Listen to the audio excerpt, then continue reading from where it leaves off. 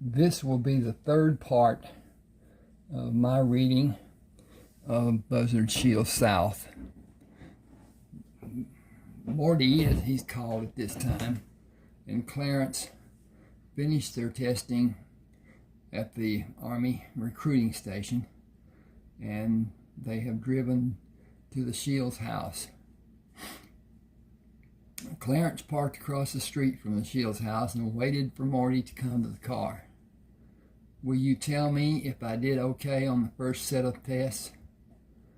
He told me the test scores were for only me to see. He did not forbid me to tell you what they are. 90, 92, 94, 90, and 89. You passed on the others with high grades. Those are not bad considering how poorly the tests were worded. Clarence gripped the steering wheel. "I don't know anyone as smart as you are. Your papa was too. So is Marissa. I don't know a damn thing about anything except being a carpenter. You picked up on mechanic work like you'd been doing it all of your life. I got nothing from working there.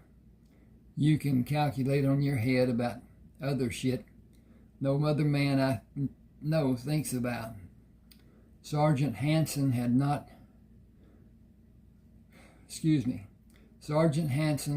had to get a calculator to see if you were wrong, like he thought you were. He never said you were. You gave the answers I was stumped on during the blueprint test. I don't know of another man who'd do what you did on your blueprint test. I don't know even if you were right. I think you were. I feel it. I have confidence that you answered every question with a correct answer. You got this far with the Army. You got us this far with the Army. We all appreciate it. No one else will say it. Their feelings are too strong about the bright future they have and the things they can give their families in the next 2 years." He looked straight ahead. "Did you miss any questions on your tests?" "Yes, according to test results. Let's go pound nails and relieve our frustrations. You are not completely finished with the Army. That I know for a fact. It may be a done deal if the offers are not acceptable tomorrow and the colonel will not negotiate. We agreed to leave all of that up to you. We need to have every boy in the neighborhood who looks to be 15 or older that has ever helped do carpentry work to be here tomorrow. They will go with us as 16-year-olds. The lie is necessary, but I will not force anyone if their ethics will not allow it. You know all of them. They will lie their ass off to be with their dads. They will not be offering anything special, but I will get concessions about their future ranks and assignments if it is possible. We don't have bargaining chips to use for them, except the need the Army has for their fathers. Their aptitude tests will help determine what will be offered too. Their physical development will help. Excuse me just a second. I got to check this out, because what I think I got, no, it's just how things are. Okay, I can go that far. All right, I don't want to go any further than that. I got a skirt off my computer shadow that's over the book cover for the book. Where was I? Okay. George came to them at the front of the house he was working in. "You have some plumbing problems to solve." "That isn't anything major. Show me." George explained the problem while they looked at the plumbing. Morty instructed him, showing the needs the Morty instructed him, showing the needs the bathroom had. While they looked at the drawings George did not understand, to help him finish the plumbing. Let this be a learning experience. Each of you will have instructions in every phase of construction in the next 2 years. That is how long our enlistments will be. I chose to negotiate with the Army first. Enlistment in the Army is 2 years. Navy is 4 years. Training takes longer in the Navy, and enlistments are done to utilize the training for a longer period of time. The Navy wants to get its money's worth from the enlisted men. The Corps of Engineers has been sorely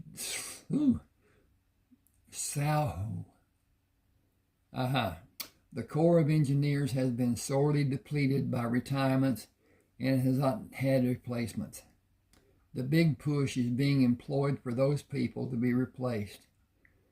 We are needed, but we need to be smart about what we take if the Army offers. Men are coming to see what the Army will be getting. It will be an opportunity for me to negotiate for all of us and for your helpers. George says, none of us have the experience and the smarts that you have. You can be an officer. We will just be grunts. We are happy to have the opportunity. We can outdo any other carpenters the Army might have doing finish work. We all know it. You do too. Hell, you taught most of us. What are we doing? What are we going into? But we are going into the military. Being carpenters, this is Morty speaking. Being carpenters is an occupation. The U.S. Army is about being combat ready. How many of you can shoot a gun accurately? How accurately? Can you hit a target 300 yards away from your position accurately? Most can accurately. Some will need a few practice shots. Can everyone tolerate the rigors of physical training? Can you run a mile? Can everyone pass a basic aptitude test? We may all be carpenters, but the military has standards. We will all go through basic training of some sort, even if it's only qualifications. George said, the oldest man in this bunch is Clarence, and it goes down to you, 29 to 16. I know you can do everything. I don't know if Clarence can. The rest of us will be able to help with you helping. Woo! The rest of us will be able to with you helping. Okay, they'll be able to do everything with him helping. Clarence can, too. Go rabbit hunting with him and try to keep up with him. He isn't as fast or adept as I am using the broom handles, but he can handle himself pretty damn good. George said, we all want to be good with a broom handle. I will start helping everyone tomorrow. We will be enlisted, and the colonel will want us to leave with him when he goes to Fort Howard. We will have a physical exam after you all finish the aptitude test. Is anyone infirm in any manner? Is that where we will start building? Construction is the proper term. No, it will be for basic training and qualifications. Does anybody suffer from disambiguation? What the hell is that? Morty grinned. Colorblindness. I don't think so. Hey, everybody, you colorblind? No one answered. We will all be tested. Does anyone have flat feet, or is someone bow-legged or pigeon-toed? Does anyone have physical problem? We need to know before anyone is disqualified. I may be able to get help from Colonel Milton. I'll check in everyone right now. This is George talking. Morty told Clarence outside, will you help train these men to fight? To defend. Fighting will come after we are on the base we will work on. Basic movements, thrust, strike, and parry. Yes, mostly. Get them comfortable with the moves Papa drilled me on, and then teach them how to move against an opponent and counterattack. How many broom handles do we have? 6 are in the shed behind the house. I have 9. That should be more than enough. I'll get them started, and you can try to improve on what I teach them. If they have the basic dance moves Papa taught me, they will be impressive. That's what we will need when we get to Fort Howard. We can have them up to that level in less than 10 days if they really try to learn. Morty said, we will take our long-barreled rifles tomorrow. We will show off and do some sharpshooting on some cans with rocks in them. I got an A there, don't need. Excuse me a second. I'm going to back this up. With rocks in them. I could have made it a rock. Okay. And now, would be really nice if all the men could qualify on the rifle range. That may be too much to hope for. Colonel Milton and Major Tisdale left the recruiting office with Sergeant Hanson. I'm excited about this morning. We will have a complete crew of craftsmen. That is a major development. The construction can start immediately. This will be a major accomplishment for me and the Army. Morty and Clarence were standing on the street when the colonel's car arrived.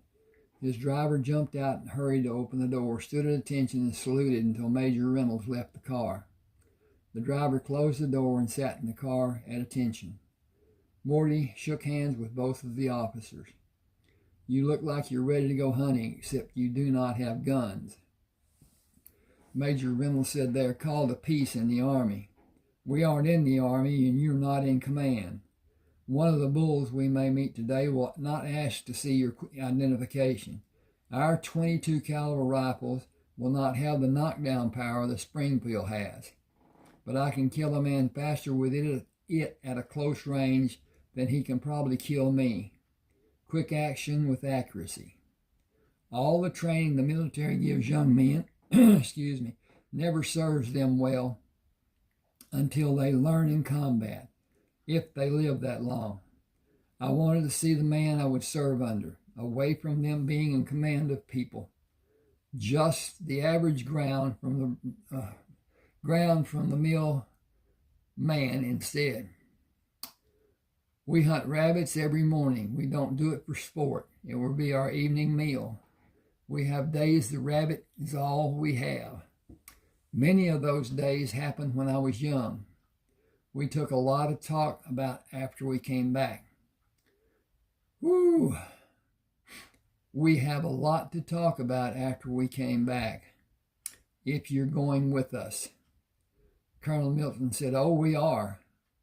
You are right. We have a lot to talk about. First, I'll have my driver follow us to the hunting site. You can't take the car out there. It will be reported and the police will come for you and have it towed if they can't find you. It is on college property and we will be trespassing. If we don't hurt anything or tear anything up, the local police will take the license number and find it belongs to a local man and everything is forgiven. We don't shoot at running rabbits or at anything along ground level.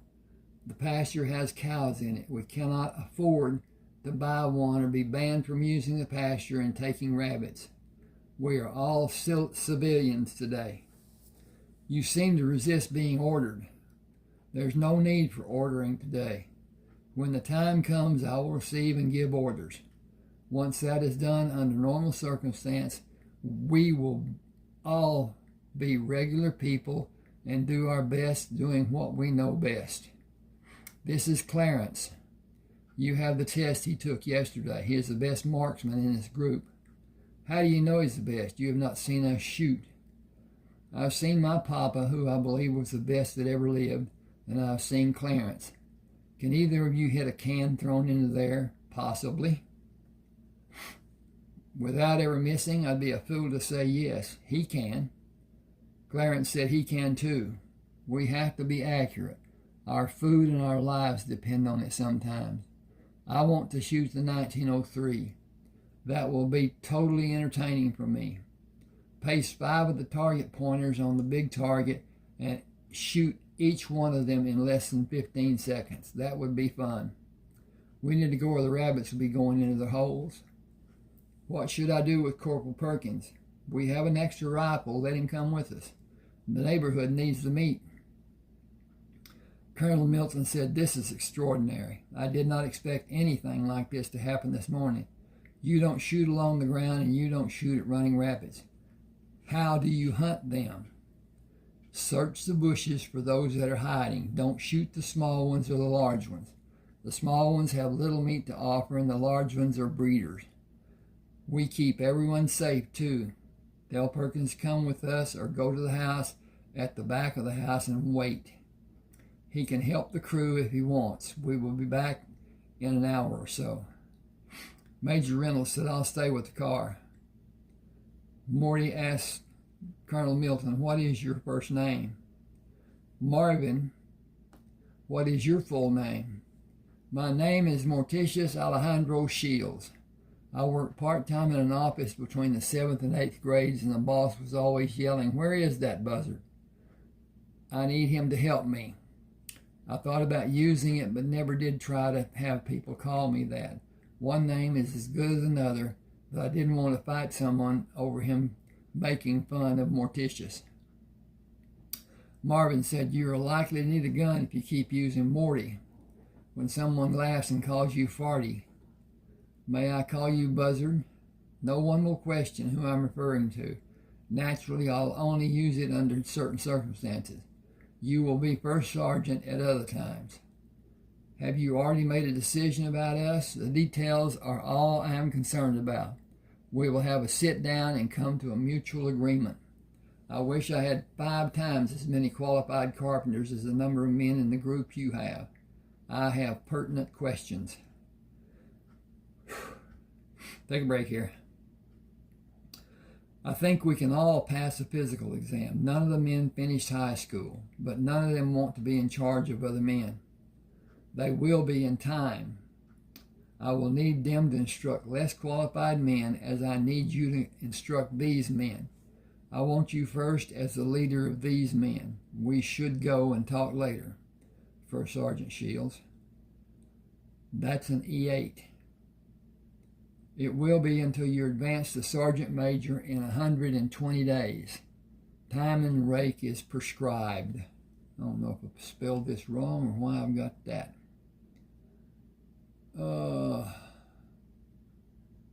Okay. Got it misspelled. Fix that. All right. I'm going to get a drink. Take a break here.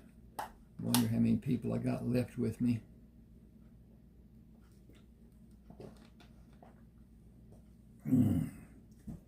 It is winter. Pollen is still prevalent. I am always affected by it. Have been my whole lifetime. I did better out in Lubbock than I've done in East Texas because of the trees, bushes, of the pollen. And there are very few trees in West Texas. Most were planted by somebody, watered by them, taken care of by them. At any rate, I'll continue. Have to change the page here. And there. Buzzard said, "Yes, we should go hunting. We have much to talk about when we come back." Corporal Perkins sat in the front seat with Clarence. They've already been hunting. "Should someone look after the Major?" "Oh, he's not left yet." "Don't be concerned. He asked to come here. He made his choice to stay. He is probably afraid of being arrested and have his reputation sullied.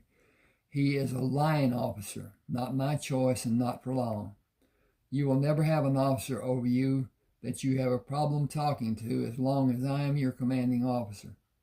That will be some time from now. War is the only problem. I will go when it's declared. You will never leave American soil. Don't even ask. You have value you may not be aware of that is badly needed in fields outside of construction. I need your advice as part of my staff. An aide will come to you unless I need your presence. You may travel with me if I need you when I meet with the Joint Chiefs. That little game is always interesting. A lot of them are just above a notch of overpaid windbags, but they have rank. They have no idea what we may be talking about, but they hold the purse strings. unless I go to President Coolidge. I will be in charge of a group of men. You must have the rank to be in charge. To be in charge of a group of men, you must have the rank of sergeant or higher. To instruct men, your rank must be higher than sergeant. You will be training men at every level of my command. As my senior enlisted aide, I will give you rank. To travel with me and attend meetings, you must hold the rank of sergeant major or higher rank. Will other people have the problem of my age like Major Tisdale? The world is occupied by asses. Some are small, some are cute, some are big, and some are practiced. He is head of recruiting at the college. He is not involved with you or your men. This is my prize. No one will question your age when they look at your rank. Even one of the Joint Chiefs will be afraid to speak to you. I can't tell them why my experience should matter to them. With respect, you can tell them every reason you believe they are full of shit, using respect and with proper wording. Clarence stopped the car. Corporal, what is your first name? Gerald. When you sat in this car, you stopped being Corporal Perkins. You will answer to Gerald. It may save your life if you do.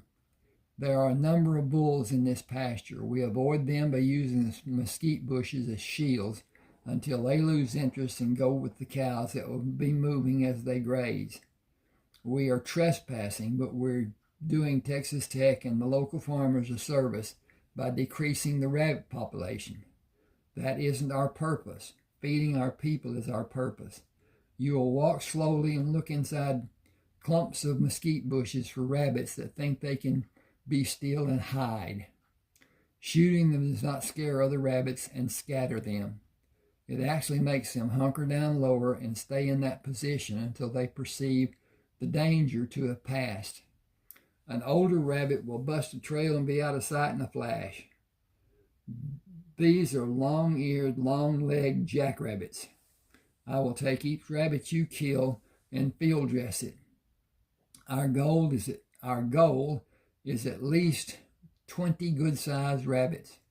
Don't shoot the small ones, the big ones. You understand your role?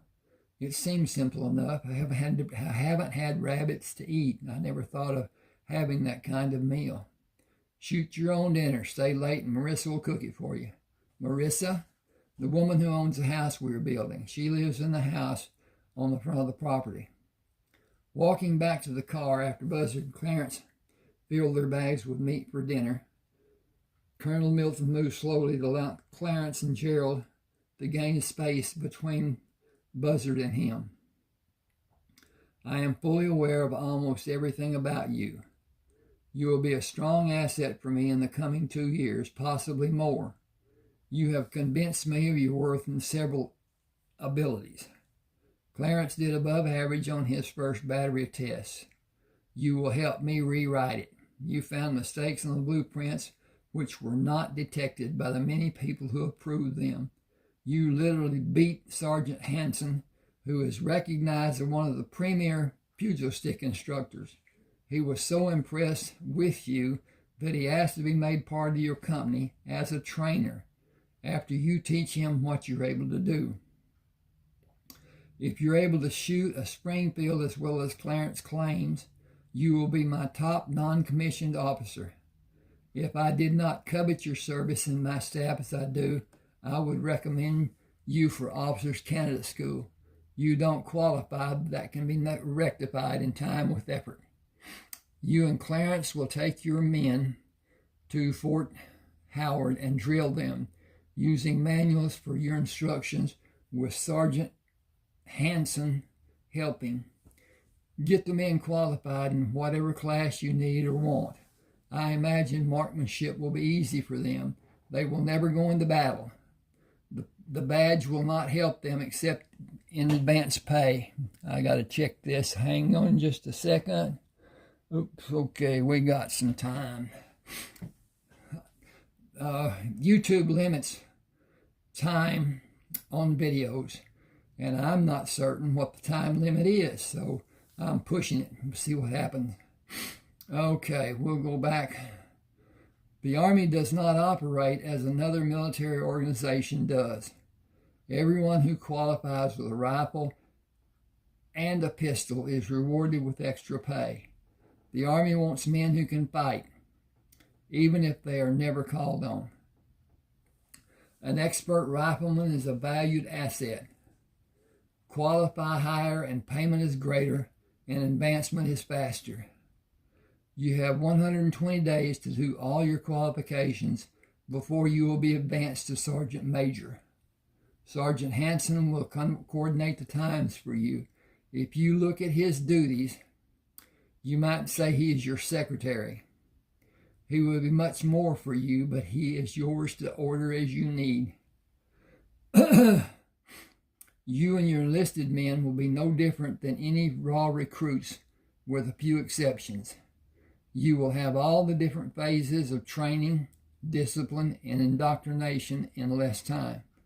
None of your men will be required to stand guard duty. I need every man to advance as fast as possible. You and your men need to advance as fast as possible to be reunited with your families. I don't understand. Will we have furloughs? On-base housing for the family members until the construction projects are finished. I don't want a single incident with someone in a disabled vehicle delayed for work. I don't want a wife who is off-base grocery shopping to have an accident or incident. I want our people to be happy and be on base and be safe. When anyone needs to go off base, they will have a driver. The driver will keep them safe without worry about one of the valued craftsmen.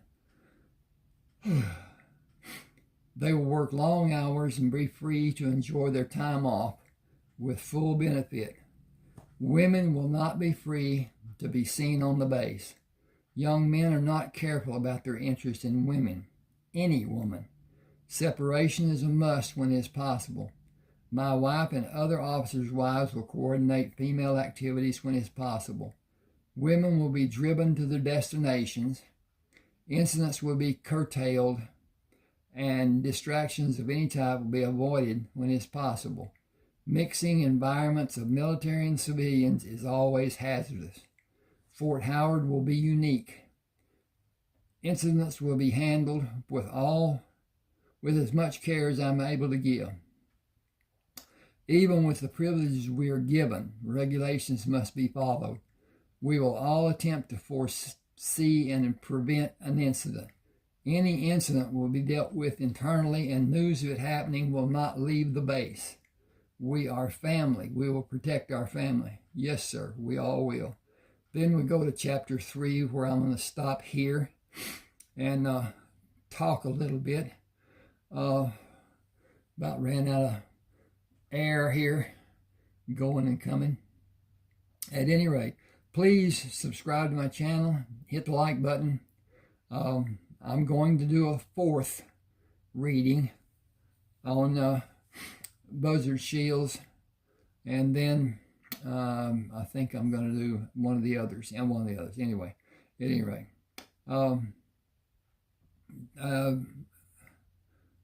What is this? Okay. I have 30 ebooks on Smashwords. I'm going to leave a link to Smashwords that will take you to Buzzard Shields South, and even give a link to Buzzard Shields America and Buzzard Shields North. To me, this is a great story. It is all fiction, figment of my imagination, looking at how things might have been, and all that, but it's still fiction. It is based on some of my life's experience, some's just what I think it would have been like. At any rate, please do subscribe, and hopefully watch the wow, this has 125,652 words, and I'm not certain what the pages are exactly, but it's extensive. This book is I think it's 970 something pages long. But at any rate, I'm going to get off here now, quit jawing. Thank you for being with me, and be safe.